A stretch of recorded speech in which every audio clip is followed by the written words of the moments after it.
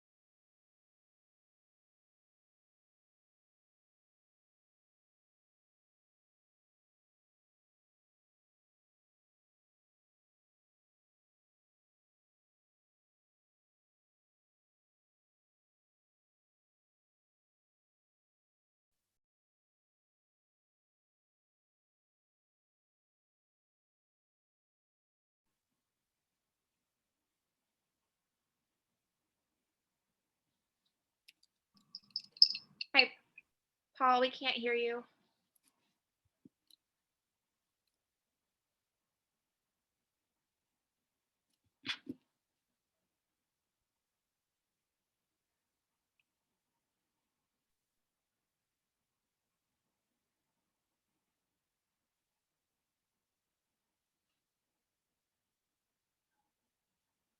No, Paul.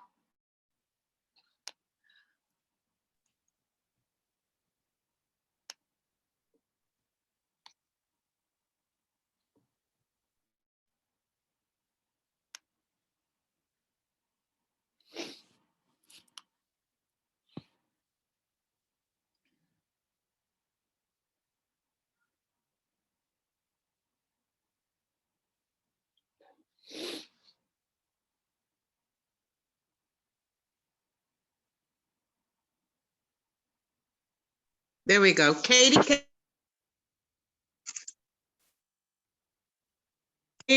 can you hear me now? Yes. Okay. I assume you can hear me on my mobile phone. I can hear you, Paul. We can hear you now. All right. Yeah, for whatever reason, every time I am due to give a presentation, my laptop decides not to work on Zoom. So let me work on this for a few minutes. Thank you.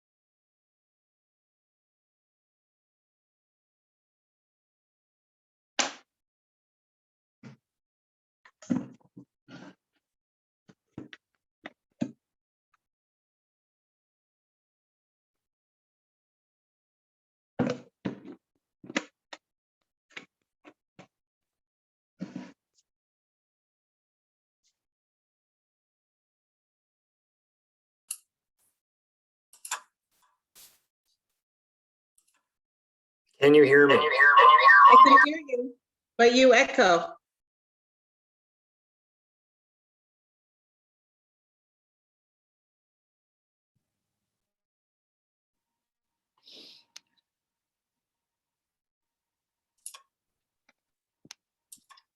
Can you hear me?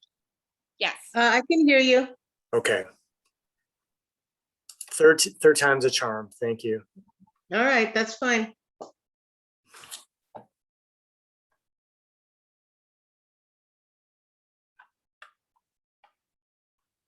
Are those photographs behind you or paintings? It looks like pretty trees. Oh, Wall behind you. Yeah, those are 1980s. I'm making it sound very fancy, but 1980s Marushka canvases. It's a Michigan-based artist. Really, they're canvas. They're considered antiques at this point, but not worth more than 20 or 30 bucks a piece. So they look very pretty. I like I like bare trees, particularly skinny trees close together. There's something about that. Just seeing the structure of the tree and. Nice, thank you. I appreciate that feedback. It's probably the nicest thing anybody has said to me today. So I think things are looking up for me. I appreciate it. Thank you. Okay. So Katie, I know our agenda has us starting at 6, so we'll start at 6:05. It looks like it is 6:05 now. Do we have? We do have Nina. Phil McKenna, are you live on? Oh, are you live, Phil, or is that somebody else? No, I'm live, but Bob Schlick is going to make the presentation Great. for us. So Phil, I wanted to say, I was saying it earlier, but I was on forever muted. I don't know if we've met during my professional career, but I have really enjoyed always working with your firm. You do such a good job. Thank you. I worked for a competitor, SB Friedman, for a few years. And I'm proud to say that I no longer work there, that I'm an alumni, and that your firm might be a touch better than they. But let's just leave it at that. And we're going to miss Bob in his full-time capacity, but Nina and Arena and the rest of the team have been so good. I don't think we're going to miss a beat. So, so thank you for always providing service to Evanston. So Katie, can you start recording this so we can get our meeting going? Yes, it's being recorded now. All right, thank you. And I think I've been charged with leading this meeting today, or kind of chairing it. I'd like to, if this will work, just give me a second. I wanted to present the agenda. Here it is. So I'll put this up once I get back to shared screen. Just for a moment. So what I'd like to do is I'd like to call the meeting to order to officially kick off the public meeting for the proposed 5/5 TIF district. So that's item 1 on the agenda. And what I would like to do at this point is, first of all, introduce myself. I serve as the City of Evanston's Economic Development Manager. And also on my team is Catherine Bowden, or Katie Bowden, who serves as our Economic Development Specialist and does so much for the team. And I have already introduced Phil McKenna, who is really the founder of Kane McKenna Associates. And Bob and the rest of the team, can you introduce yourselves really quick, and then I'll start my presentation. Sure. Bob Richlicki, also with Kane McKenna. And both Phil and I think, started working with Evanston on their TIF districts about 25 years ago, and have continued. It's been a pleasure to continue working with the city. In fact, on the neighboring West Evanston TIF, which we worked on that and its amendments beginning in 2005. And I'm Nina Coppola, also with Kane McKenna Associates. I go back to the mid 80s with Kane McKenna when I first got out of graduate school, was there for a few years, and then I went over to the private side, and about 2.5, 3 years ago, came back. I'm Irina Juke, also with Kane McKenna. I've been there for quite a while, not as long as Bob, but and I haven't really worked on that many Evanston TIFs, but the last one and this one, so. Thank you. I think that's the whole team, correct? Right. Yes, sir. Okay, thank you. So I'd like to move on to item number 2 on the agenda, which is introduction of the 5/5 TIF district. I will present kind of an intro. It will be followed up with a really nice detailed explanation of how tax increment finance districts work. By the way, this meeting is required by the state of Illinois legislation around, I think it's actually called the Tax Reallocation Act, but it's, it's around TIF districts, and this meeting is a requirement. And there will be several more public meetings that we will have about this TIF, and lots of opportunity for input. So this is actually not the first public meeting we've had about it, but it is the first required public meeting. So I am going to try to share another screen, see how this works out. I'm going to stop the share, and then I'm going to share. My apologies while I get this up and running.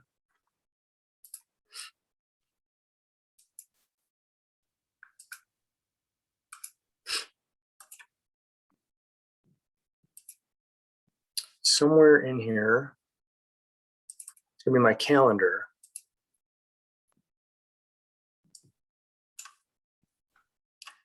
All right, we're gonna do it not, this is the actual PDF. So we're gonna go from the PDF, okay? So the presentation tonight will be kind of in 3 sections. First will be kind of my part of the presentation, which is the background on the 5/5 TIF district and kind of our city redevelopment goals. And it's just our initial thoughts We're still looking for lots of input and we'll get that.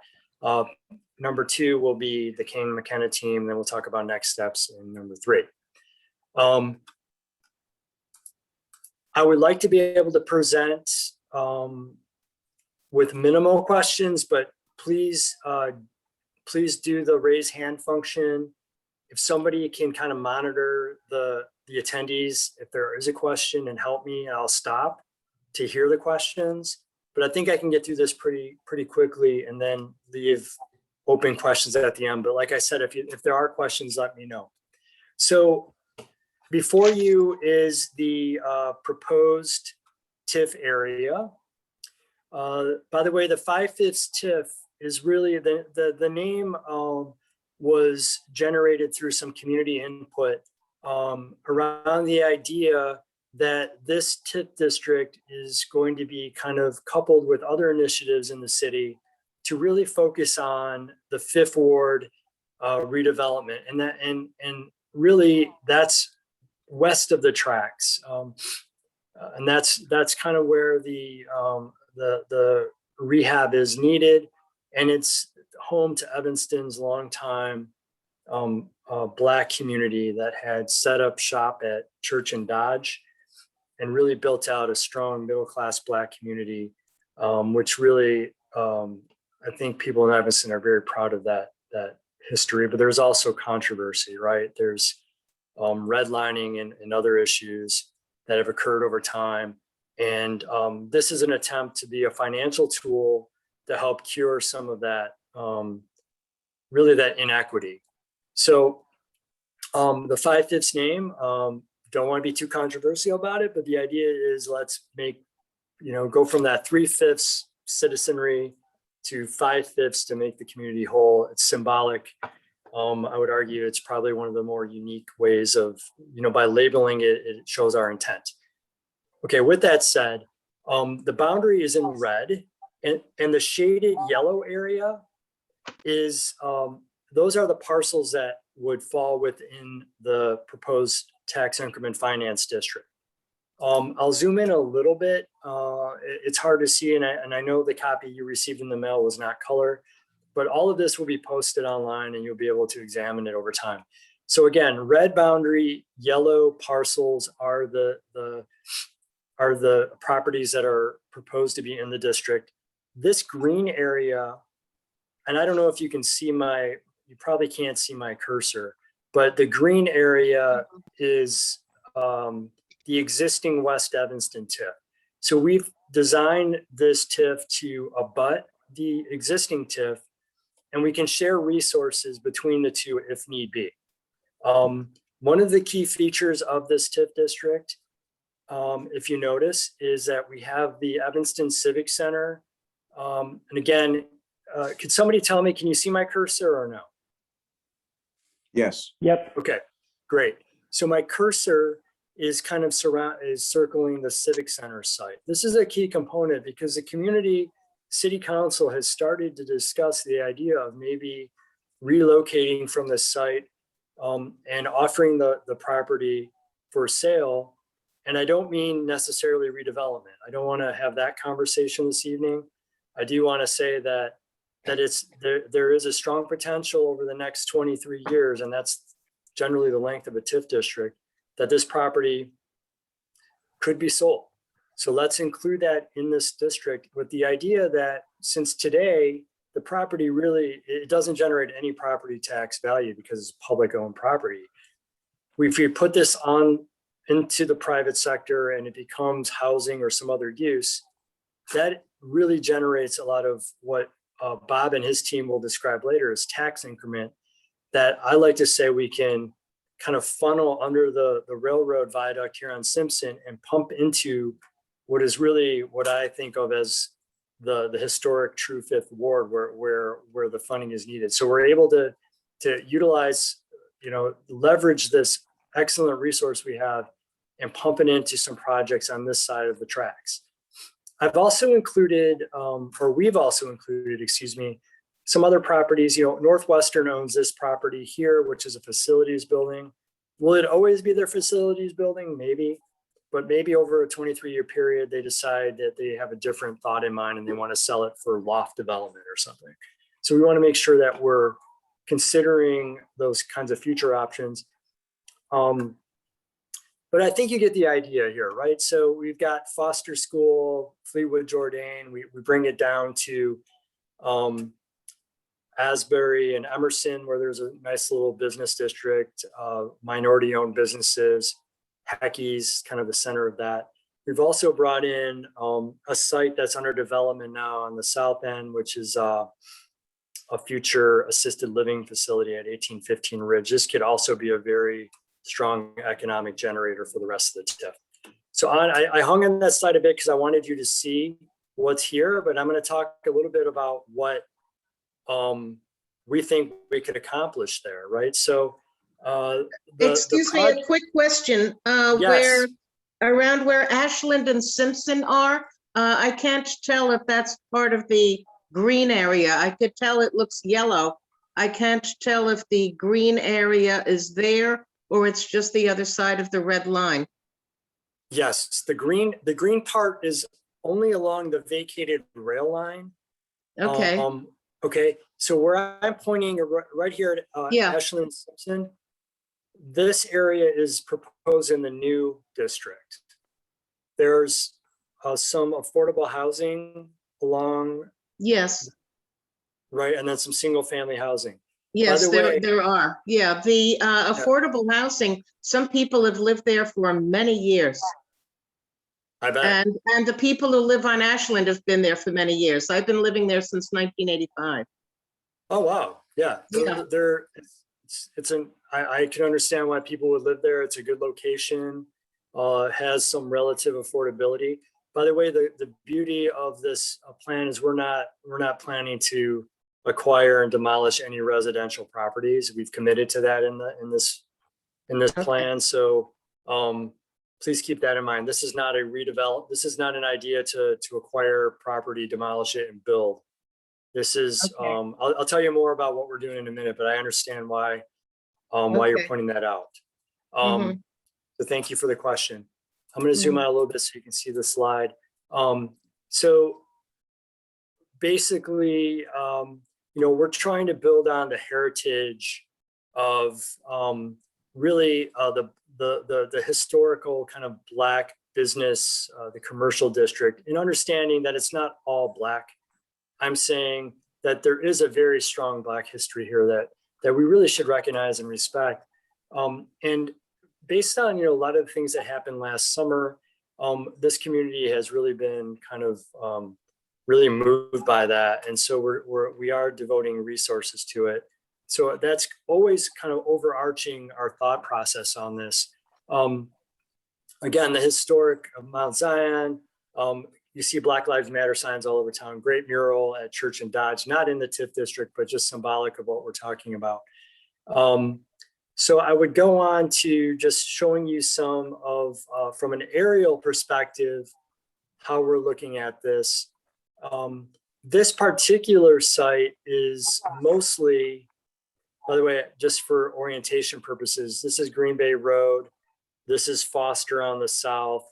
There's that really nice mural on the Foster Viaduct that I think Piloto did this one. I think he lives on the eastern side of the 5th Ward, if I'm not mistaken. I could be wrong. At least I see his art over there. But there's a this vacated right of way here from the Mayfair line. If we go back to the map, that is all in that vacated rail is all in the original TIF. But again, we're abutting the new TIF against it, and we can steer resources to it. And then part of the new TIF is this kind of underutilized stretch of Green Bay Road. There's several houses in Windy City Gardens. Not suggesting that we need to get rid of any of these businesses or change them, but there might be an opportunity to just bolster it a bit, whether it be more commercial or just being able to help Windy City become a stronger business, or maybe build some affordable housing in a 3-story building. Help out with infrastructure and other things, reconnecting streets. On this top image here, I'm going to zoom in a little bit so you can see it better.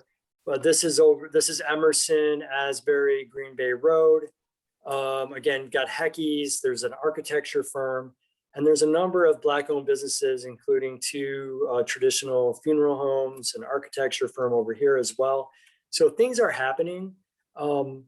And we want to be able to use the financial tool to help maybe do a facade improvement program or job training programs for the businesses that are operating here, or ones that may come in the future to replace businesses that move on.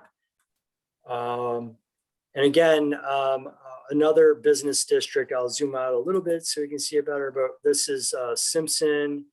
And I think I'm viewing this from Dewey or Darrow. I wish they weren't two D names in a row, but right next to Dewey. Foster. Dewey, thank you. Right next to Foster Field. Again, we could spend a little bit of our resources from this TIF district on shoring up some of these businesses and just making improvements. That's kind of the idea behind the TIF. Also, here's an interesting perspective of Foster Field. There are some, the TIF allows us to improve public infrastructure, including water mains, water, sewer, and parks and community centers. And I know there's been some significant investment in Foster Field, but there are some, outstanding drainage issues. And I learned recently that it has become one of the most used kind of sports fields in the city. And so it's been a lot of wear and tear. So we may be able to invest in that. And then in the background is the Foster School building, the traditional Fifth Ward Elementary School that's now run by Family Focus. Various kind of renovation plans have been proposed for that over the recent years, and I'm still focused on that. I think that's important, and TIF could help with that. I talked about the Civic Center. It's not literally a landmark. It's not designated as a landmark, but it is as kind of, it's a historic building. Not necessarily fitting the needs of the city administration these days. Not an efficient space, very wide hallways, very large offices, very expensive to operate. So the thought is, if we relocate to a purpose-built facility in downtown Evanston, that this could convert into some other really kind of cool residential use or something different. And then also, I don't want to get into what we could possibly do on the site, but I've heard already from many public meetings that nobody's touching this park and that we've got to save the bioswale kind of butterfly bird garden that was created on this corner. So I think that we've heard a lot from the community about kind of saving the park-like setting and also really maintaining this public infrastructure here, which we could invest TIF on fixing it up. But I do think there's an opportunity to work on how do we maybe solve some of our mixed income or kind of our affordable housing challenges in the community. Not saying building it, you build a 2-story building here or townhouse development kind of lining the street. Those are just ideas. If that were to happen, TIF could be used to help with that. Okay, so unless there are any questions, I've really kind of talked a lot, maybe more than I should have, about why we're doing it and what we're looking at. But before I hand it over to our very capable consultants, I wondered if you had any questions about the things that I showed in my pictures that I'm going back and forth on here. Let me know. If not, I'd like to ask the Kane McKenna team to take the reins. Looks like David has a question. He's got his hand raised. Hey, Paul. I was just wondering, Hi. for the individual properties for homeowners, single-family homes that are inside the TIF district, what benefits does the TIF afford them? Honestly, from my perspective, the individual homes that are in the district, and Bob Ryschlicki. I know Bob McKenna at the City of Chicago, but Bob Ryschlicki, Yes. back me up if I'm not right. There are two reasons that there are single family homes in this district. One is because of simple, the map that I had to draw, it has to be contiguous. So that's one. Secondly, I think there's an opportunity, and this is where I may be pushing limits and I might have to work with the law department, but there might be opportunities to assist with systems in single family residence, whether that's HVAC, plumbing, that kind of thing. I could be wrong on that. No, It you're might be right. You're pushing- right. No, actually Okay. rehab is an eligible cost. So you're right. Right. Right. So from my experience, most of the TIF districts that I've worked on or in my career have been in commercial districts and don't have a lot of single family housing. It's usually multi, it's offices or commercial. But in this case, my thoughts were let's include single family housing, one for renovations where that makes sense, and we have to come up with a program for that. Maybe it's coupled with the reparations program that has been introduced. I don't know. I'm not, again, there's a lot of work that needs to happen between now and a decision like that. Or there are sites between existing there are vacant sites between existing residential that could be developed as mixed income or affordable housing. The TIF allows us to spend, the TIF allows funding of up to 50% of the cost of new affordable housing. Does that answer your question? Does, thanks. You're welcome. I'm going to pronounce it. I'm going to say Miss Latimer because I don't know how to pronounce your first name. Is it Linnea? It's Linnea. Linnea, nice to meet you. Hi, nice to meet you. So in your beginning statement, you mentioned that this is not the first public meeting. I mean, this is the first public meeting, but not the first meeting that you've had regarding the 5/5. And you also said that some of the information that you gathered came from the community. So my question is, how did you reach out to the community and gather information? Sure. Thank you for asking that. So I don't know. I can't remember the timeline. I don't know if it was 6 months ago or COVID has really made everything seem like every day is the same. We've gone to the Economic Development Committee, I think 2 times to discuss the concept and the boundary. And we also went to the city council, I believe 2 times to get to move forward with the concept and to engage with a consultant. And then I was invited by Alderman Ruth Simmons to present at a 5th ward meeting to discuss the concept of the TIF district. And Alderman Simmons reported to me that she engaged with the community in some fashion to help generate an interesting and meaningful name for the district. So those are kind of the both official and I don't want to say unofficial, but I guess more casual ways that we've had community discussions about it. And again, this is the first formal requirement that the state requires. And then we will have a public hearing at the with the city council. And then there are city council presentation and review and approval meetings. And Bob Schlicke will explain some of those meetings in his presentation. Did I answer your question, or are there additional questions? That was it. Thank you. All right, thank you. Okay, I don't see any other questions, so let's kick off the technical part of the program. And Bob, I'll flip through the slides when you tell me to. Thank you, Paul. Again, Bob Schlicke from Kane McKenna. My colleagues also joining us, Nina Coppola, Irina Juk, and Phil McKenna. as Paul indicated, there's really a legal process associated with creating the TIF district for that area that we saw in the first map. Under the state of Illinois requirements, there's a series of meetings that open up the discussion for the general public and the community. We're at the very beginning stage at this point. Because we have more than 75 inhabited residential units, a state law requirement is you have to have a public meeting. And this is really a precursor.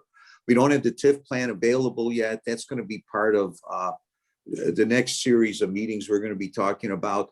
But overall, the idea is that the process is going to start from a public standpoint.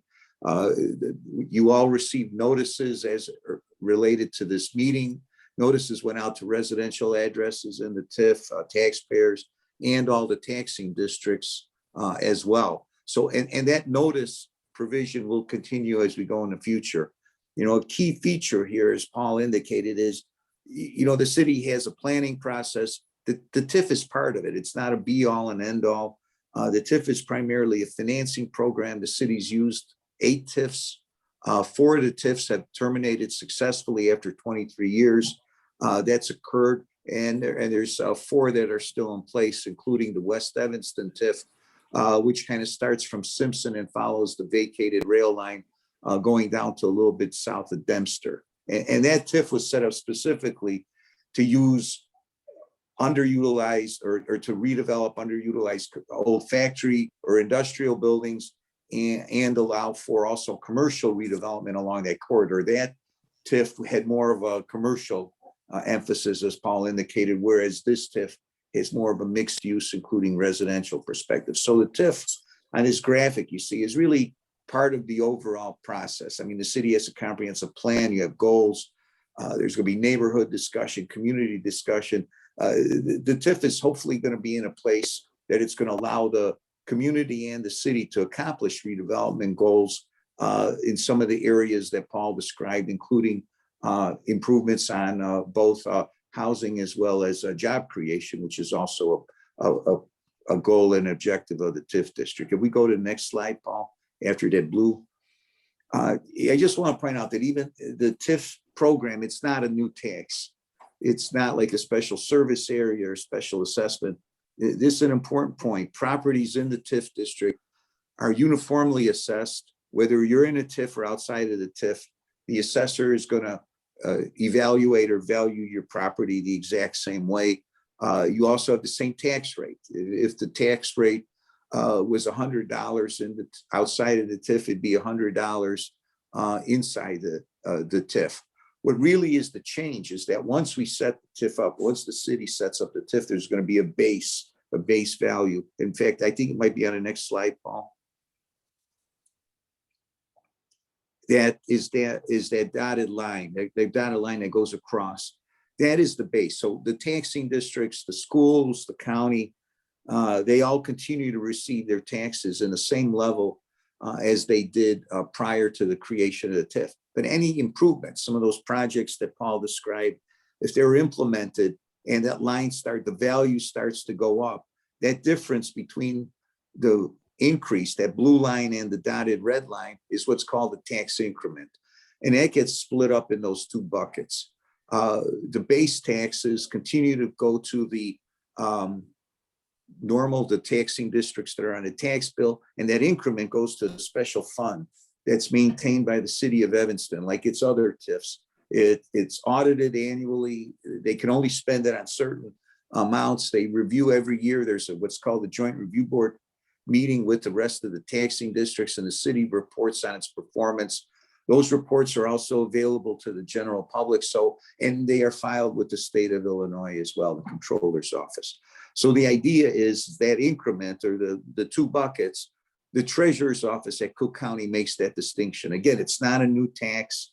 You pay the same taxes, but if there's an increase, if you add an addition to a home, or you take a vacant lot and put a building on it, that increase over the value, so to speak, again, it's the same tax rate, is split up by the treasurer's office. The bucket on the left side is the base revenues, on my left at least, and then the increment is the amount that's over between that red dotted line and the blue line.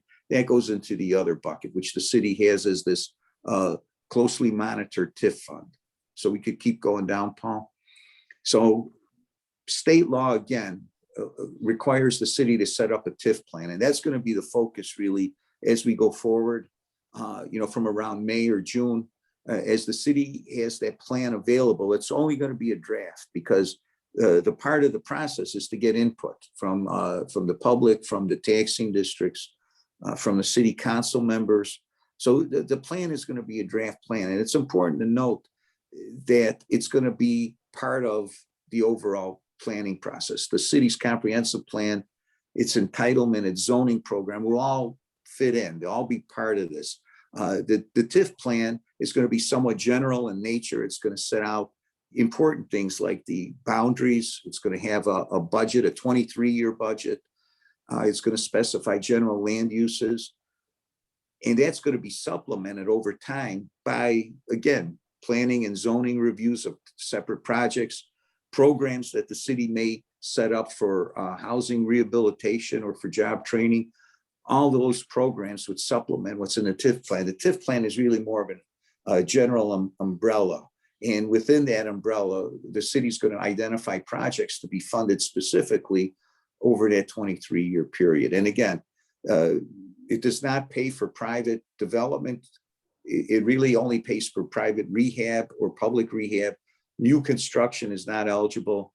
And there's basically public infrastructure is eligible along with associated costs. So there's limitations as to what we could use TIF for. So it does, as I said earlier, you can see on this slide, it does not replace local planning or any of the zoning processes that Paul and his staff are involved with. That would continue to be implemented on a case-by-case basis for specific projects that either approach the city or that the city deems as important that they're going to implement. So that's a key point, that the TIF does not supplement the process of planning. It's a financing tool. It's an add-on in order to allow both the city and the community to achieve certain goals, because it redirects the money. It's the same taxes that are being paid, but because of the increment feature, so to speak, some of those taxes are redirected back into the neighborhood and not to the wider general taxing district. So the city has the use of that on a temporary basis for that 23-year to achieve goals and objectives. Paul, if we could. So this process, and it is a process, can take between 4 to 6 months. We're at the beginning of it. As I said earlier, there's a meeting with the taxing districts because they have to sign on. They're in an advisory role. That would mean the high school, the grade school, the county of Cook, community college, park district. All those districts are going to have a say as to the reasonableness of the city vision for this area and whether the TIF area qualifies under state law.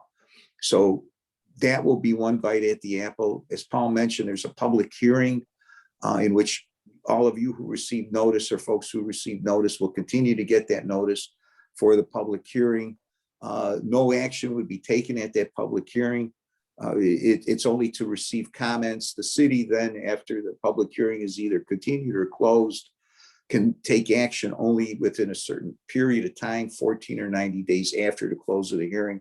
And then any consideration of adoption of the ordinances would also be at public meetings that would be posted and available again for public comment as the city considers whether to implement the TIF. So again, it's a process that could take 4 to 6 months.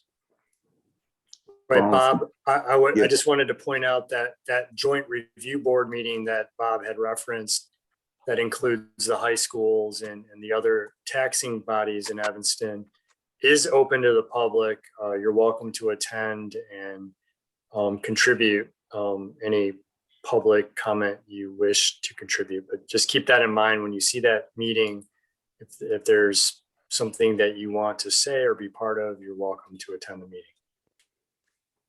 That's a good point. And also, if participants either on this meeting or in the future, let's say are not a resident or a taxpayer in the TIF, there's a the city has also a separate way to get information about the process and the meetings. It's called an interested parties registry. And I think, Paul, is that administered through the clerk's office or through your office? Where do you guys? The clerk's office manages that on behalf. Okay, of so the city clerk, if you sign up, then let's say you would be on the list. If you weren't a taxpayer or a resident, you're automatically going to get notice. But if you're outside of those boundaries, you could sign up with the city clerk's office as a quote interested party, unquote, and then we would put you on the list for all the future notices. So we're at the beginning, as I said earlier. The public meeting is tonight. That's a statutory requirement, and it's more of like a preview. That's how I would categorize it. We're going to identify what the proposed boundaries, and they are proposed because it's not set in stone yet. Those boundaries are going to be part of this TIF plan. We're going to have that plan available in a few weeks for both public review and the city council review. Subsequent to that plan availability, the city council has to set up a joint review board meeting. There'll be a date. Those taxing districts will get notice. We're also going to notice, as you go down a little further, not only taxpayers and residents, there's taxing districts, the state of Illinois, but all the residents within 750 feet of those boundaries of that red line will also get notices of the public hearing and how to get information. And to add to that, there'll also be 2 general newspaper notices, for the general citizenry, which would also add to the dissemination of the information and availability of the information. And it's important over this whole period of time for each one of these steps to point out that the plan is a draft. The whole purpose of this process is to get comment, have different parties weigh in, get their thoughts as it relates to what kind of projects could be considered. Again, I want to point out that the plan itself is going to be fairly general. The idea is once the plan is in place, that would be kind of flushed out over time. But at this juncture, the main features will be a budget, kinds of land uses, and also the boundaries. We're not going to specify that there's going to be a project at 10 Simpson or on Emerson. Types of projects will be identified in the plan: commercial rehab, residential rehab or construction, that kind of thing. Infrastructure, public uses like the park or the Civic Center facility. Types of projects will be identified, but not the exact projects. And there's a reason for that. This plan has to be flexible. It's going to be in place for 23 years. And the market changes, interest rates change, so it has to be flexible in order to accommodate the vision for this area and the ability to implement projects. So I think that's the last slide, Paul. That would finish up. That's the last slide. And by the way, I want to that last statement you made, I want to thank you for that, because it's not, unfortunately, we're restricted by what the state of Illinois says we have to do on it. And one of the plans is called a redevelopment plan. So when we're trying to work with the community on implementing a new TIF district, my fellow Evanstonians see the word redevelopment plan and it makes them very upset because they think it's, that the neighborhood is going to be redeveloped. And it's just terminology. Right. And if you were to read the plan, it's very technical and very general at the same time. You will not see specific, there is no plan, there's a concept. We want to create a tool that we hope will create the financial ability to assist renovations and infrastructure improvements in the Fifth Ward. Simple as that.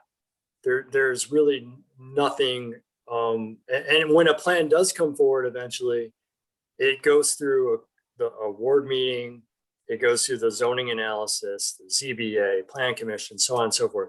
So this just creates the financial tool or the mechanism that will possibly help make future development happen. So I'm going to stop the share and we'll go back. We can go back to any of the slides if interested. But I believe we're at the point of the agenda where we take public comments and discuss the presentation. So are there any comments or additional questions that haven't or that have arisen since Kane McKenna made their presentation?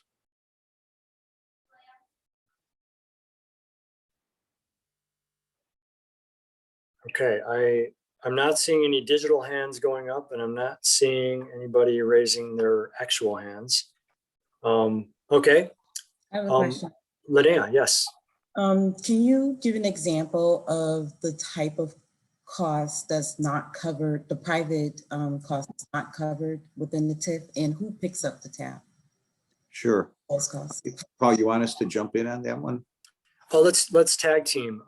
Okay. So one thing that we would not use TIF for is to pay a developer for, new construction of Right. anything really. So Right. that's, no, we're not going to build a new tower. We're not going to build a new, but I do want to say that what I learned recently, and I think it's because it's a newer part of the law, is that we can assist with the development of affordable housing. Correct. And I would like for Bob to help us explain that. So I think Sure. that's one thing we cannot do. And another thing, we can use tech or TIF money to assist with the cost of renovating building systems and things that are affixed to a property. Let's call Mhm. that plumbing, electricity. But we can't use TIF to buy those iPad cash registers or shelving for a business or any other kind of equipment.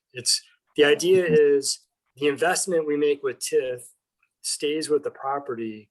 And if there are changes in use, a future user could benefit from that. So there is a public benefit in that investment.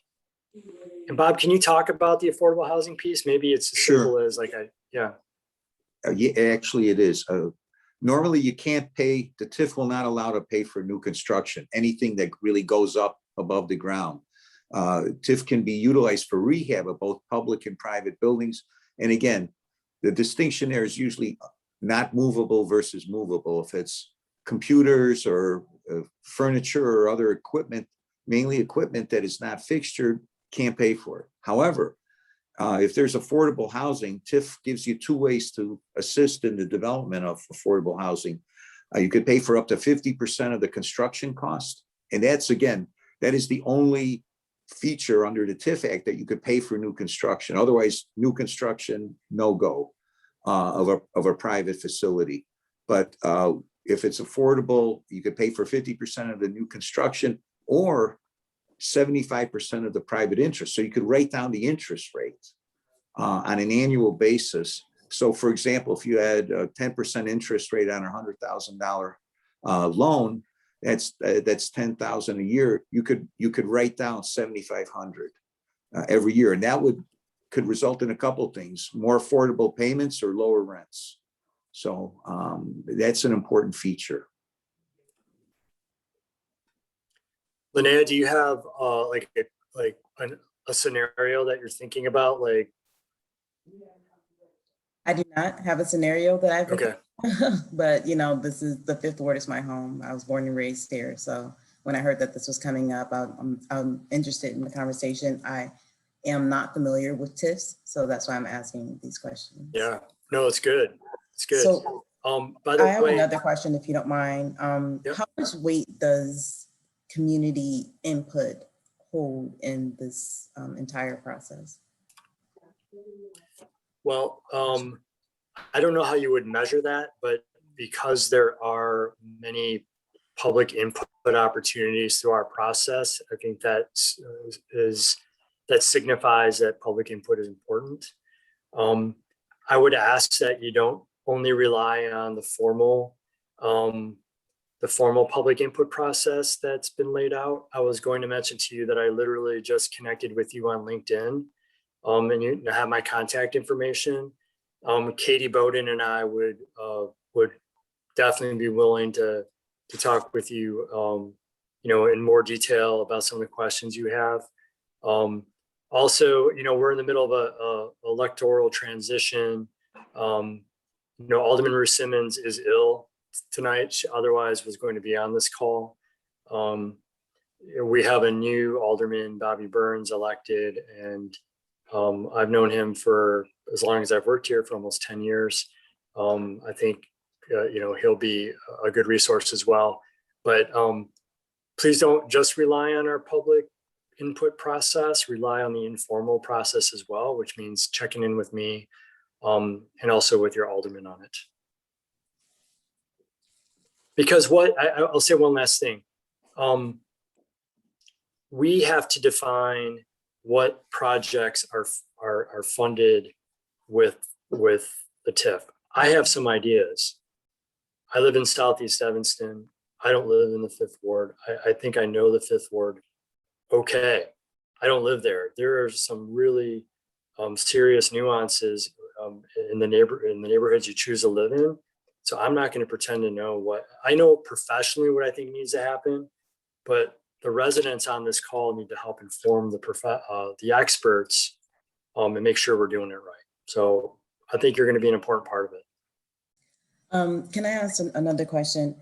How do I form this question? So if the community wanted to put like a public building, such as a library or school within the area, can TIF fund those type of projects as well? Bob, can you help me answer that? Because I know there is, we talk about the Taj Mahal rule, right? Like you can't build some kind of, Bob, you're muted, but you can't build some beautiful. Oh, it could be beautiful, but there has to be a function.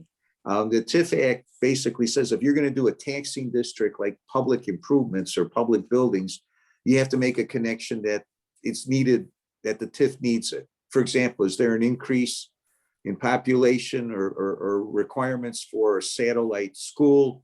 Is there a requirement for additional park facilities because of either there was a need and they're underserved now? So you have to make some connection to the public, to the taxing district capital costs if they're not City of Evanston.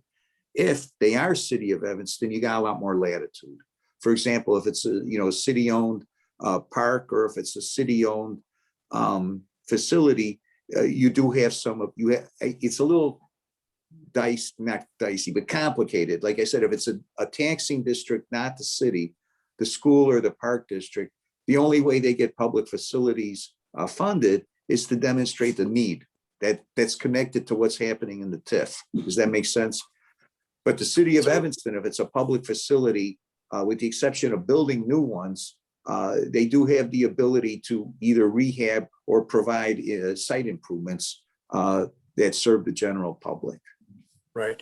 So my experience, one of the experiences I've had in my career is one of the neighborhoods I covered at the City of Chicago when I was an employee there, and also as a consultant, was Cabrini.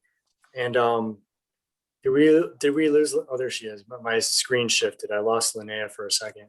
So we had the Cabrini Green area as one of my focus, and we did a new elementary school, and the City of Chicago used TIF to fund, to partially fund that. I mean, schools are expensive. Right. I'm not sure this TIF would create we don't have the numbers yet, but I don't think it would create the numbers to generate enough funds for a brand new school. I could be wrong. I don't know. And I don't, and that's something that we'd have to, analyze. And I do know, Linnea, that the conversation has started again about, is it time to consider a neighborhood school in the 5th Ward? It will be interesting to see how that conversation goes over the next few years with the new leadership we have at both District 65 and at the city level. Thank you. All right, who else has questions? Bernadette, I just see a hand up. I don't have your last name, but Bernadette, what's your question? Hey, it's Bernadette from Brella. How you doing, Paul? Hey, long time. How are you? Oh my I'm God, doing- it's been forever. I know. Here, So- I'll actually show videos so you can actually see me. Oh, live. there you are. You haven't changed a bit. So Bernadette owns a company and founded a company at the corner of Simpson and Ashland called Brella Productions. So great to see you. Yeah, thank you. And I saw Heather's on the call as well. So hey, Heather, how you doing? Oh, Heather, I saw Heather for coffee yesterday. This is great. Heather is with a Feast and Imbibe and Soul and Smoke. If you've had their food, they've done a great job during the pandemic helping people. Oh yeah, there we go. Hello. And I see DeAndre in the back. But a solid Fifth Ward business.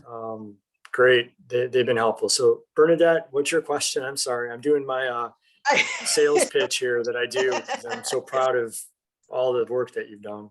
Well, I'm excited too. And I got to say, Bobby's in our building. So I'm really, really happy because, you don't often get an alderman in your building. That's So great.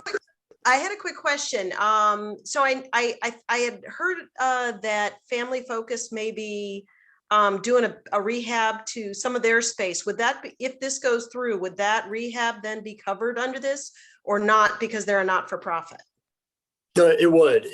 We would have to go through a community process to, to allocate funds to that improvement. But that's one of those, that's a project that I have, imagined, a reason for doing this district is that we could really help, restore a historic building that served as the Black community school for so long.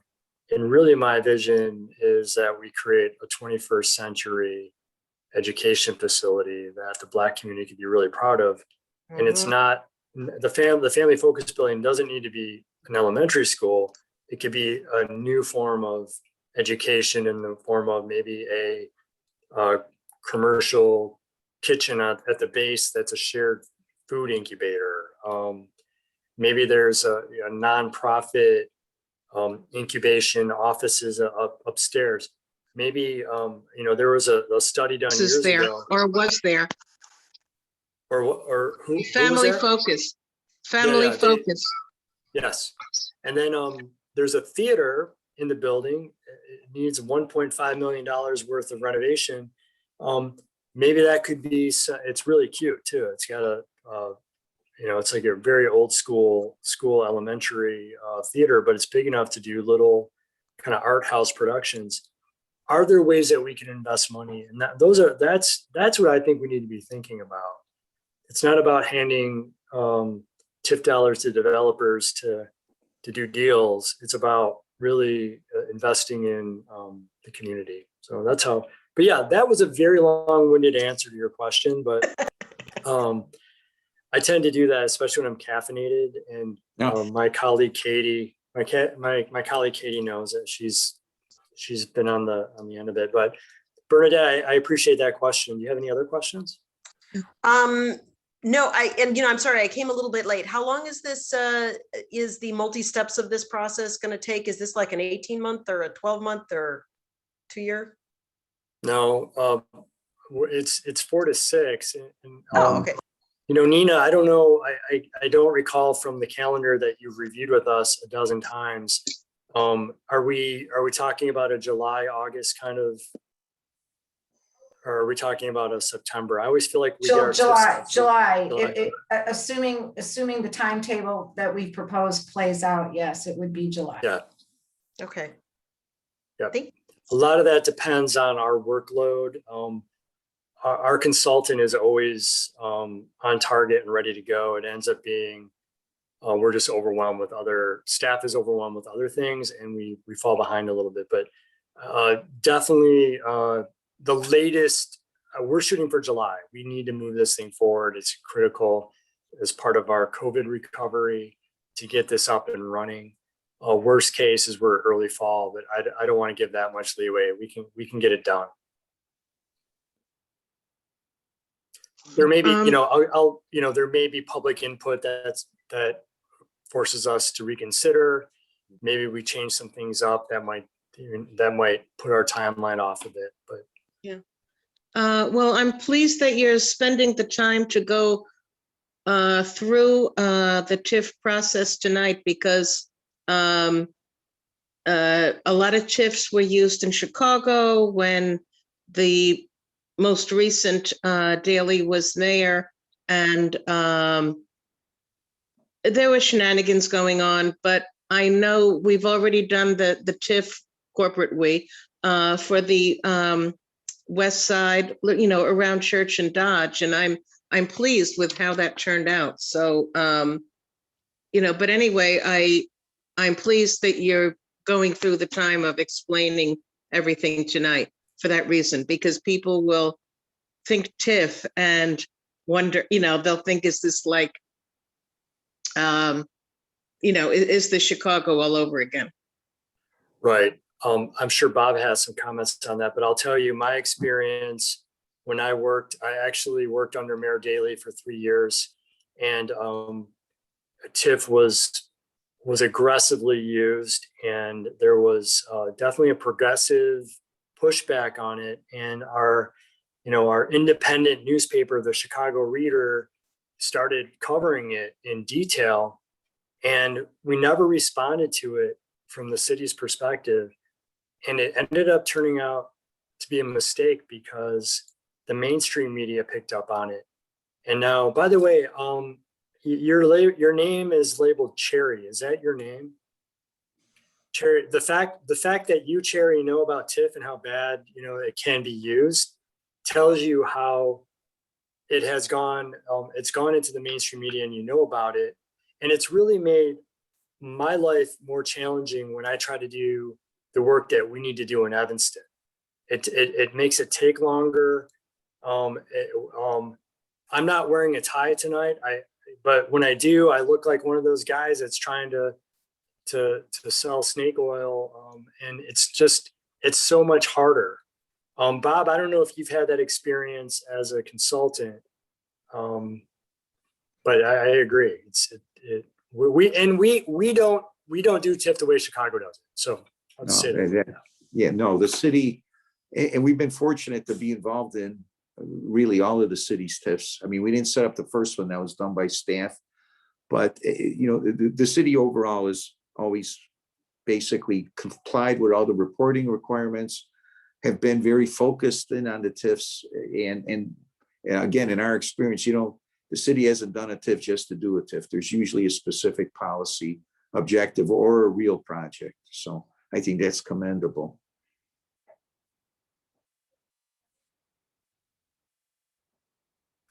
Okay, any other questions or comments? So I'll take that as no. Again, I'll say that we have many more public opportunities. Katie Bowden and I are both available as your kind of, public servants at the City of Evanston. You can call 311 or just Google our names and get our email addresses if you have questions. Just again, for that informal kind of public input process. I think our next public meeting at the City Council, I don't have that in front of me, but it would be coming up soon. But I don't want you to wait until then to give us feedback, because we need to, start building that into our process. May 10th. Are you It's May 10th. May 10th? Is that? On May 10th, the city council is scheduled to adopt the ordinance setting up the JRB meeting and the public hearing. Okay. And also, So just mention that phone number and our general email box for economic development, which comes to both of us, was on the mailing you received. So you do have that. Oh, there great. as well. Good. Okay. So again, May 10th is another, where it's a very calculated process. We're just getting authority, to it's an ordinance to establish the JRB meeting. You know, there's like all these technicalities. So that's a next opportunity. Check in with Katie and I. We can always work with our consultants, check in with your alderman. But thanks again. If there are no additional comments or questions, I would like to adjourn the meeting. This is not a meeting where I need to get a second for that. So I'd like to just call it a day. Okay. And thank you so Thank you, much. Paul. Thank you for your All time right. tonight, guys. Oh, thank you Alright. for participating. Nice to meet everybody. Same Okay. All here. right. Bye, everyone. Thanks, Thanks, Kate. Kane. Thanks, Kane McKenna team. Thank you so much as always. Oh, okay. You're welcome. You and Katie All right. again. Our pleasure. Yes. Bye. Thanks.